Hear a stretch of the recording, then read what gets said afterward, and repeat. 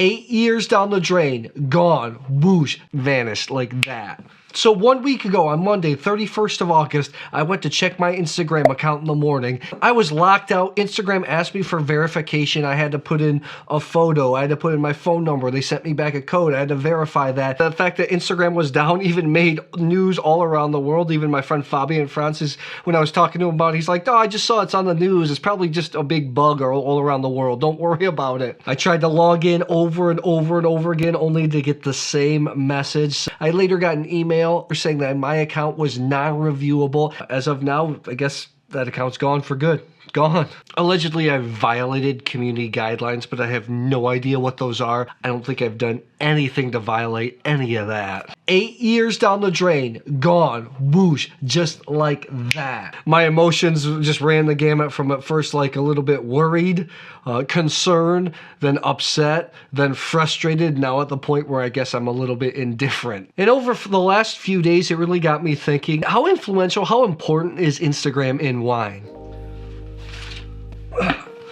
The story of my Instagram account sometimes needs clarification. So when I started traveling around the world back in 2015, I went with my then girlfriend at the time, and we started this brand called Exotic Wine Travel. So we kept the Instagram account, the Facebook page, the YouTube channel, our website was the same brand name. And for the first 6 years or so, she was actually using Instagram. I wasn't doing anything on it. So she was in the build-up phase where she was posting. During that whole time, we did everything organically. We never bought a single follower. That's why our account isn't humongous, but it had close to 8,000 followers. When we split up, both of us kind of owned that intellectual property, that owned that name brand. So I just couldn't take it. I remember a couple people messaging and saying, "Hey, why don't you have an Instagram account that's consistent with the channel?" I was like, well, I'm trying to change everything over, but I have to take it slowly. And a few weeks ago, I actually finally got permission to change all the accounts over to my own name. So I was stoked. And then something like that happened. I remember back in 2018, I was attending the Professional Wine Writers Symposium at Meadowood in Napa Valley. Amazing week. I was in this room with Mr. Steven Spurrier. He was giving a keynote, and there were a bunch of writers. My girlfriend and I were the youngest people there at the time. And I remember a writer, a traditional writer, he was invited to go up and speak. He wasn't a wine writer, like a novelist. And he told this story. He said, "I was in the elevator the other day, and somebody said, 'Oh, I'm a writer too.' This real writer asked the guy in the elevator, 'Oh, what is it so you do?' And that person said, 'I'm an influencer.'" And as this writer was telling the story, when he said that, the whole crowd was like, "Oh!" And that was less than 5 years ago. It's so funny how, the term influencer, their place in pop culture has really become more mainstream. But are there really any true influencers in wine? It's pretty common when I'm on these press trips, I'm in the middle. I'm usually with old traditional wine writers, the old traditional media, and then usually me, and then there'll maybe be one Instagram social media person on the side. And there's always this odd tension between the two. I'm like the middleman because I guess people don't know what the heck am I. I'm in between the two. I guess I have to say I'm a YouTuber, so I'm neither. But I have played in both worlds, so to speak. I've written wine books. I was writing on my website at least once to twice a week for years, which I don't do now. Now it's more social media, more specifically YouTube, although I was posting to Instagram. But it really, to me, had become more of a pain in the butt. And I just kind of used it as a social thing, looked at people's stories. I really feel like it doesn't really have that much bearing when it comes to wine. Throughout the years, I worked with a lot of different people, everybody from wine journalists, wine writers, to PR agencies, to producers, to consortiums, groups of producers, countries, tourist boards.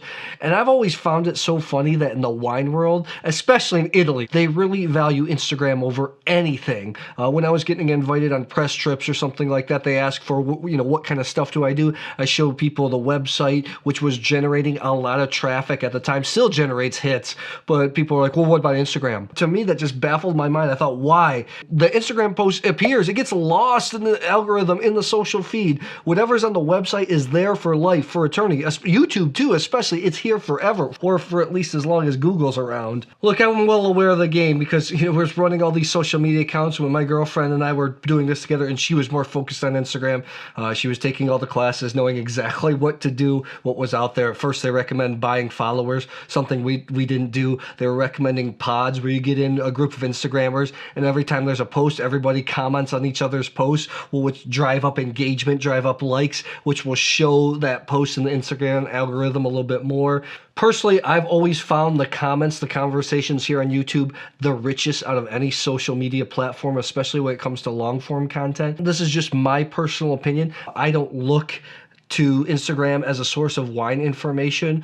I do support some of my friends and I will comment. I'll check in with them. I'll see how they're doing. Oh, it's cool, you know, but usually what I generally see is if people know what a wine is or if they've seen it before, they've drank it before, that's the only time they like or put a comment on it. When you look at a lot of Instagram posts, all wine Instagram accounts I've ever seen, when you look down at the comments, most of the people that are commenting are other wine Instagrammers. Everybody's commenting so they can be seen too, so their accounts can grow as well. This could totally be confirmation bias, but that's what I feel like I see. Another dirty tactic that I never liked was the follow for follow. You follow someone, they'll follow you back, and then a little while later, while they don't know, you unfollow them. Practice that still happens today. One thing that made me highly dubious of Instagram is I was in 2 separate wine competitions, and they were competitions that were determined by a public vote, and in both cases, I was up against wine Instagrammers that had accounts that were way bigger than mine. And in both cases, I finished ahead in the public vote. So get the wheels churning a bit. And I'm not throwing shade on anybody. I've got a lot of friends that work really hard on building their Instagram accounts. It takes a heck of a lot of work. These are just my personal observations. Here's how I use Instagram. I always think about the YouTube channel first. What kind of content, what type of videos I'm gonna create. And in this regard, I have to reach out to producers or wine associations or bodies a lot of times and request samples, especially if I have a themed type video. And I usually reach out via my Instagram account because that's where most people are. And since my Instagram account, it wasn't huge, it had 8,000 followers. So if somebody saw that, they're gonna take my DM maybe a little bit more seriously than from an account that maybe has 25 followers. I had one friend that lost her account for a little while. She got hers back, but she was commiserating with me and she's like, I don't want to start all over. She's like, I don't like doing wine on Instagram either, but if you don't have several thousand Instagram followers, it's almost like you suck. Life's really not about what happens to you, it's about how you react to it. So where do I go from here? I had a casual Instagram account, Dr. Matty H. I'm gonna put it there, I'll put it in the description box. I guess that's gonna be my main Instagram account. If you do want to follow, I'd appreciate it. It'll also help this channel out a lot. You know, the bigger that account is, the better I'll be able to reach out to other associations, other wineries, wine producers, you know, to get samples to make this content as good as it possibly can be. But I'd love to know from you, do you find Instagram important for wine? And if so, why? You know, I'd love to be proven wrong. Thanks a lot. I'll see you soon.